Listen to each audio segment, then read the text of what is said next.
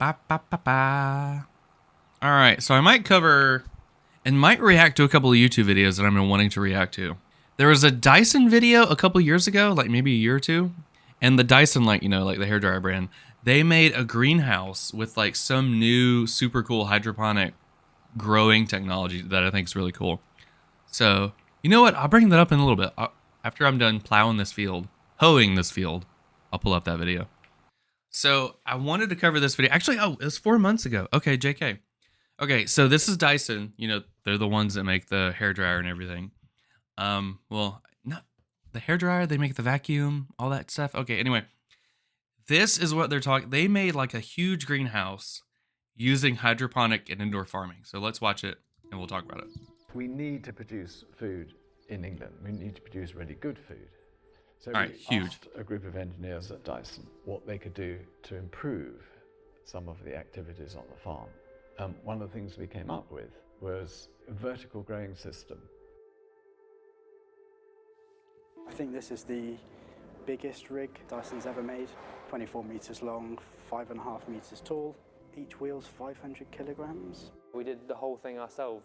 Every bit of wiring, every nut, bolt, fastener. Spent a lot of blood, sweat and tears into this rig for the last 2 years. It's like having a child. Every single bolt I've got a relationship with.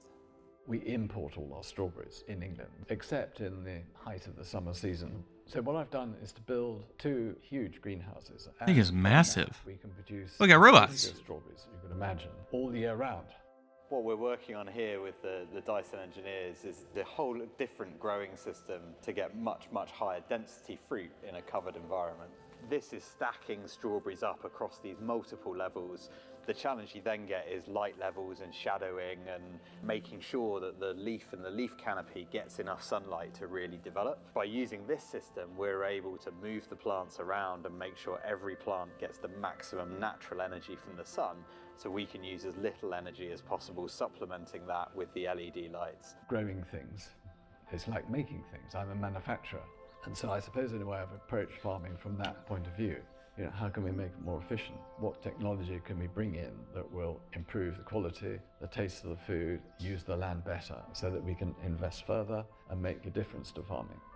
So this is one of our Dyson-owned sensor packs.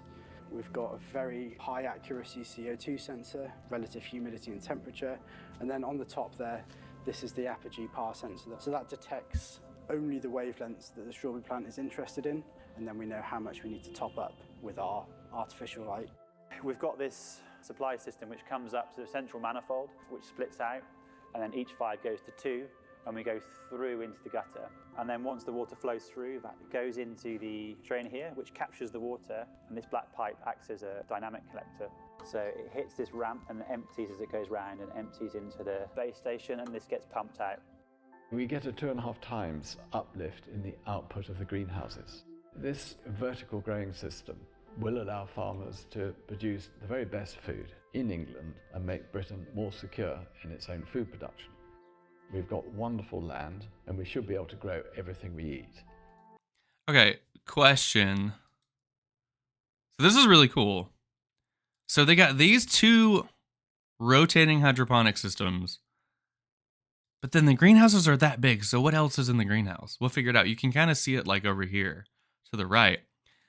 That's cool though. Okay, so what a lot of hydroponic companies do, like if we're looking at another big one is AeroFarms. They are monumentally huge.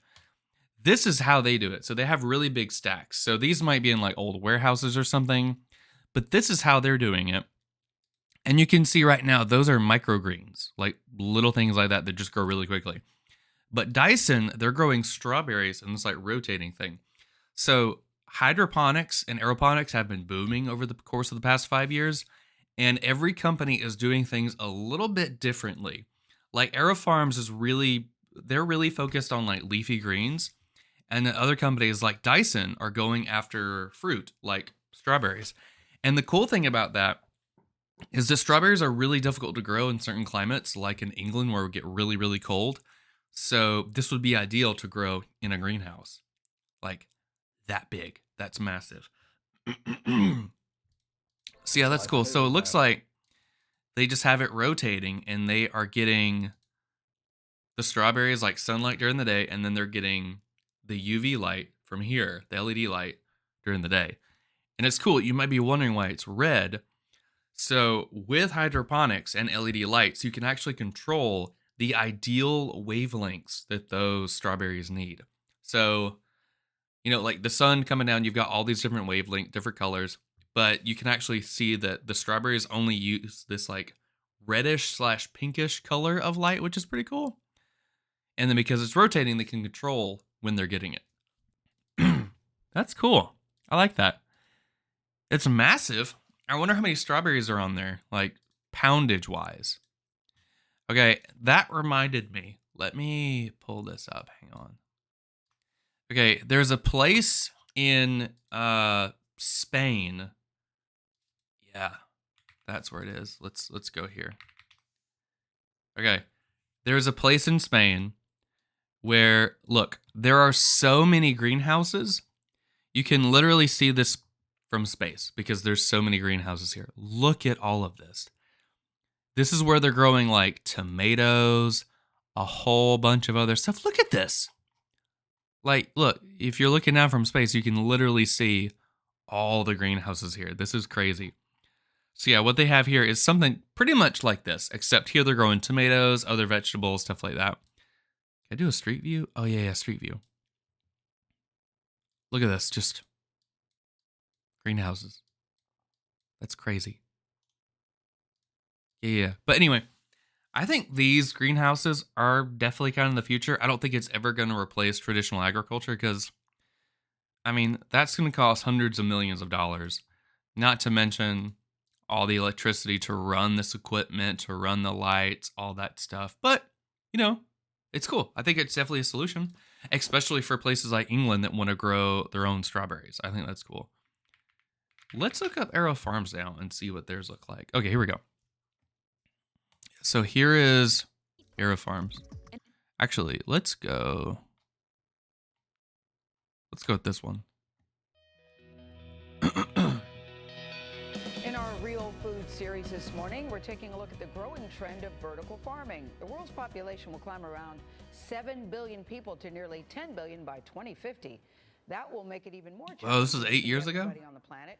Companies like Aero Farms are rethinking how we grow the vegetables by going up to provide fresh and affordable produce.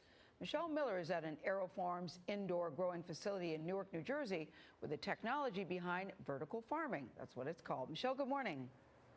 Good morning. Well, this is what vertical farming looks like. Arugula, kale, watercress, all growing.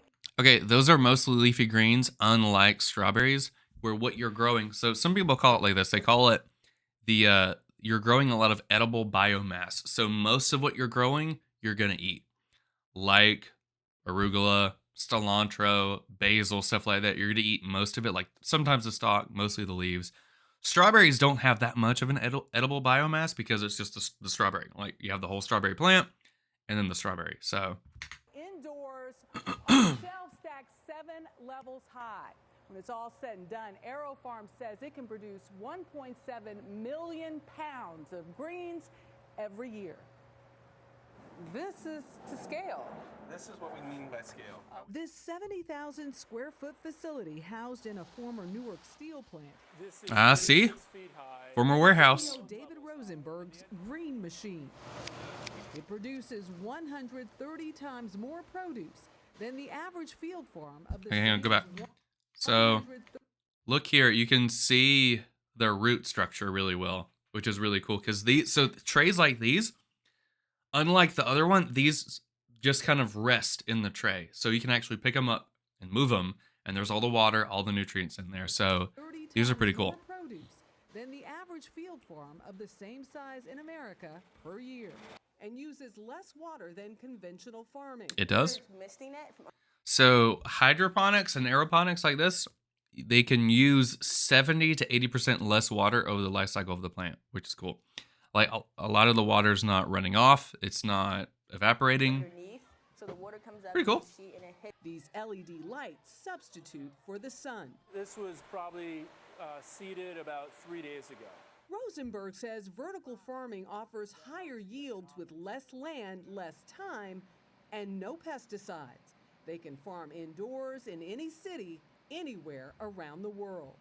From seed to harvest in 16 days, what otherwise takes 30 days in the field. And then we're able to do that. So this is a great resource for larger cities. Like if you're in New York, for example, which is where they're at, to get a salad, to get fresh greens, you're probably going to be ordering something from New Mexico, California. And they always like to say like the 1,000-mile salad because that's how far that produce traveled. So this would be great for urban areas, for, countries that don't have the resources to grow their own food like this, or, to do this would be really cool. So again, not going to replace traditional agriculture, but a great secondary option for large cities. Field 3 times a year because of seasonality. Still, not everyone is sold. Early adopting is not necessarily bad. Cornell University researcher Cale Harbick says his studies found indoor farms that rely solely on artificial light are not energy efficient or sustainable. Just because it's possible to grow inside a warehouse doesn't mean it's a good idea. Doesn't mean it's... So right now, well, this was 8 years ago, so it's gotten a little bit better with LED technology, but still right now, it's really not cost effective. It's much more expensive and much more energy demanding right now to do indoor farming versus traditional farming. Warns these companies struggle once their seed money runs dry. Case in point, one Chicago-based company recently shut down its growing operation. So AeroFarms is great, but again, this was 8 years ago. A few years ago, AeroFarms had the same problem. I think they filed for bankruptcy and they got out of it, but they were valued at over $1 billion and they were still building up stuff and everybody was investing. But because it's so energy intensive, they weren't getting a huge profit yet. So it does happen. It does happen. I think indoor farming is going to be a really good answer for the future. I mean, just look at it. First off, it looks cool. I think it's amazing.